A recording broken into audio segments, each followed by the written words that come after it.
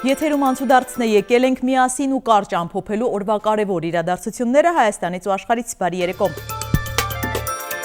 Պատիվ ունեմ խմբակցությունը վարչապետին անվստահություն հայտնելու նախագիծ է ներկայացրել բոլոր քաղաքական ուժերին և քաղաքացիներին, որոնք հավատում են Հայաստանի ապագային, կոչ են անում միավորվել իշխանափոխության այս պահի ամենաիրատեսական գաղափարի շուրջ։ Հայտարարության մեջ նաև ասվում է, որ Փաշինյանի ղեկավարած կառավարությունը ոչ միայն չի կատարել իր պարտականությունները, էականորեն շեղվելով իր իսկ ներկայացրած կառավարության ծրագրից, այլև չի կարողացել արդյունավետորեն արձագանքել պետության առջև ծառացած մարտահրավերներին, հաճախ դառնալով նոր մարտահրավերների առաջացման պատճառ։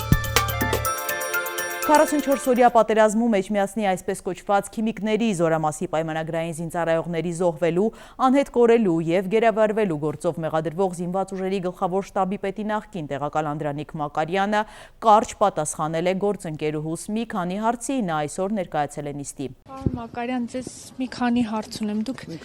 5 տարի է չեք խոսել, պարոն Մակարյան, ձեզ ծանր հանցագործություն կատարելու մեջ են մեղադրում, դուք որևէ ասելիք չունեք։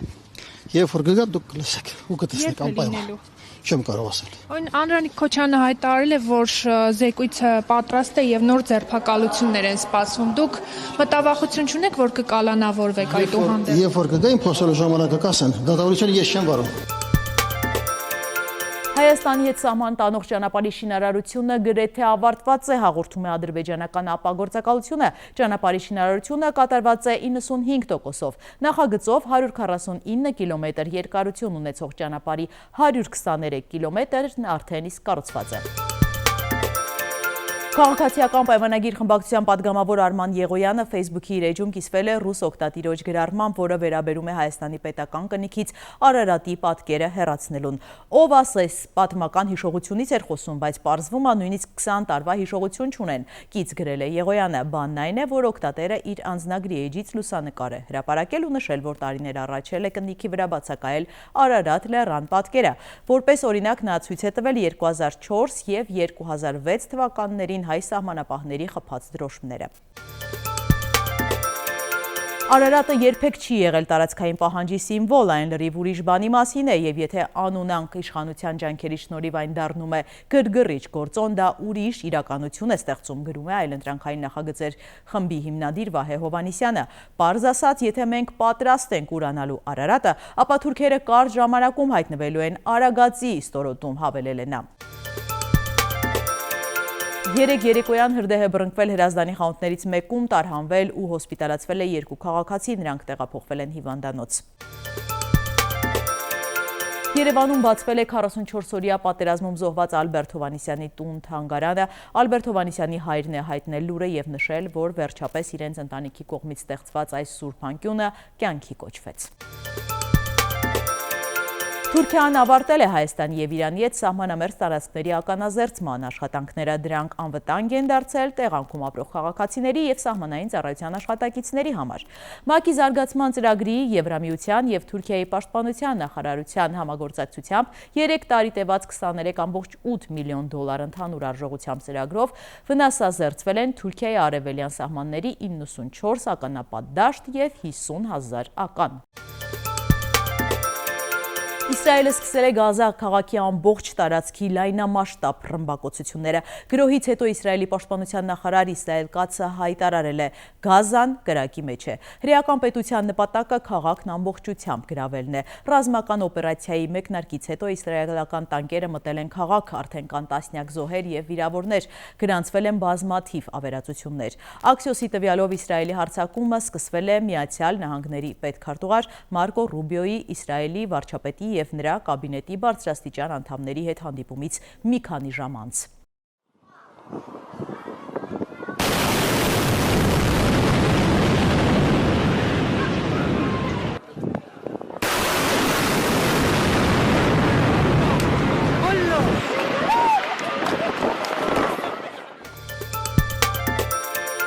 Առաջարկում եմ միասին թերթել մամուլի էջերը։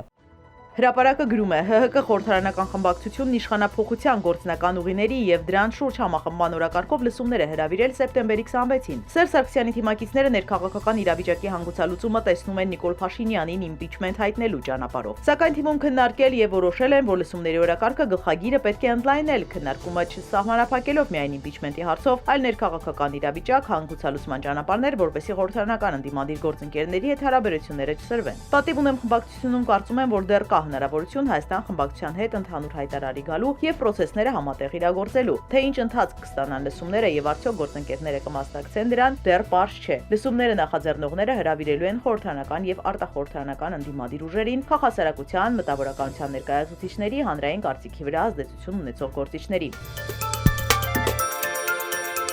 Ժողովուրդը գրում է. ազգային ժողովում արդեն 3.5 տարի շարունակված գործընթացը, որը կոչված էր ուսումնասիրելու 44-օրյա պատերազմի հանգամանքները, այսօր փաստացի փակուղում է։ Անդրանիկ Քոչարյանի ղեկավարած քննիչ հանձնաժողովը ստեղծվել էր 2022 թվականի փետրվարին հստակ ժամկետով, սկզբում 6 ամիս, այնուհետև եւս 6 ամիս երկարաձգման հնարավորությամբ։ ԱԺ կանոնակարգ օրենքի 16-րդ հոդվածի համաձայն 2023-ին արդեն Անդրանիկ Քոչարյանը պարտավոր էր ավարտել իր աշխատանքները եւ ներկայացնել եզրափակիչ զեկույցը։ Սակայն Քոչարյանն անտեսել է օրենքի սահմանած ժամկետները։ Փաստացի 2023 թվականից հանձնաժողովն այլևս իրավական հիմքով գոյություն չունի, բայց Քոչարյանը շարունակում է հանդես գալ որպես դրա ղեկավար եւ անգամ ճնշումներ գործադրել ազգային ժողովի աշխատակազմի վրա։ Նա ԱԺ նախագահ Ալեն Սիմոնյանի հետ է ընդհարվել, պահանջելով հնարավորինս շուտ շրջանառության մեջ դնել հանձնաժողովի ամփոփիչ զեկույցը։ Սակայն ԱԺ նախագահը հայտնել է, թե չի կարող շրջանցել կանոնակարգ օրենքը եւ շրջանառել 2 տարի ուշացած փաստաթուղթ։ Չնայած դրան, Անդրանիկ Քոչարյանը շարունակում է պնդել, որ իր 210 էջանոց զեկույցը պետք է քննարկվի։ Ըստ ժողովուրդ օրաթերթի տեղեկությունների զեկույցում առկա են նաեւ գաղտնի հատվածներ, որոնք Քոչարյանը ներկայացնում է որպես ապագա աղմկահարույց բացահայտումների հիմք։ Նա նույնիսկ վստահեցնում է, թե հրապարակումից հետո սպասվում են ձերբակալություններ։ Ժողովուրդը գրում է. նախորդ շաբաթ ազգային ժողովում կայացավ Վճռաբեկ դատարանի դատավորի ընտրությունը։ Թեկնածուներից 3-ն էին վերաքննիչ քրեական դատարանի դատավոր Արմեն Դանելյանը, դատավոր Լուսինե Ավգարյանը եւ Նելի Բաղդասարյանը։ ԱԺ քվեարկության արդյունքում հաղթող ճանաչվեց Արմեն Դանելյանը, սակայն այս ընտրությունը ոչ այնքան հաղթանակի, որքան հիասթափության պատմություն է։ Դատական համակարգի ներսում Դանելյանի հեղինակությունն առանձնապես բարձր չէ։ Ընդհակառակը համակարգում շատերը նրան համարում են ամենացածր վարկանիշ ունեցող դատավորներից մեկը։ Դատական համակարգի մոտ կանգնած աղբյուրների փոխանցմամբ Վճռաբեկ դատարանի նախագահ Լիլիթ Թադևոսյանն իր կոլեգաների ներկայությամբ չի թաքցրել դժգոհությունը։ Թադևոսյանը ըստ մեր տեղեկությունների հայտարարել է, որ լավագույն տարբերակը կլիներ, եթե ԱԺ-ում հաղթեր ոչ թե քաղաքական շահը, այլ պրոֆեսիոնալիզմը եւ դատավոր ընտրվեր Լուսինե Ավգարյանը։ Բայց քվեարկությունը ցույց տվեց իրականությունը, իշխող ուժի ՔՊ-ի նախընտրած տեխնատուն դարձավ ընտրության հաղթողը։ Այսպիսով ստացվում է հետեւյալ պատկերը. մինչ այժմ վերաքննիչ դատարաններ համարվում խնդրահարույց, քանի որ այնտեղ դատավոր Արմեն Դանելյանի ներկայությունը մշտապես կասկածի տակ էր դնում այդ ատյանի առնչությունը, այժմ այդ խնդրահարույց լինելու բեռը տեղափոխվեց Վճռաբեկ դատարան։ Դանելյանի ընտրվելը ոչ միայն համակարգում խորացրեց ամստությունը, այլև հստակ ազդակ տվեց դատական համակարգում վերջնական խոսք շարունակում է ունենալ քաղաքական որոշումը, ոչ թե մասնագիտական արժանինքները։ Դանելյանը վաղուց է համարվում ԿՊ-ի սիրելին, եւ հենց այդ հանգամանքն էլ ամրապնդում է այն համոզմունքը, որ նա բացառապես առաջնորդվելու է քաղաքական հրահանգներով։ Միլանում 70-ամյա տղամարդը փորձել է ինքնասպան լինել նետվելով 4-րդ հարկի պատշգամբից, բայց ընկել է 83-ամյա հարևանուհու վրա, սպանել նրան։ Մեքսիկայում լիմոնադով բեռնված բեռնատարը բառի բուն իմաստով գետնի տակ է անցել, ընկել է ճանապարհի երթևեկելի մասում առաջացած փոսը, պատճառը հողի փլուզումն է եղել։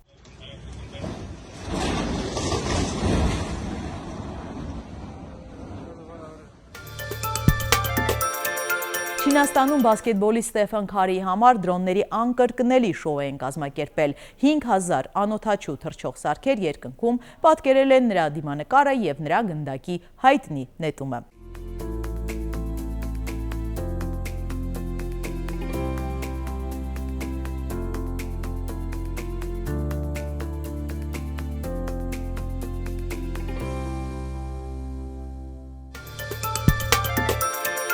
Եվ եղանակ վաղվանից ջերմաստիճանը բարձրանում է միանգամից 7-ից 10-ին, առաջիկա օրերին տեղումներ չեն լինի։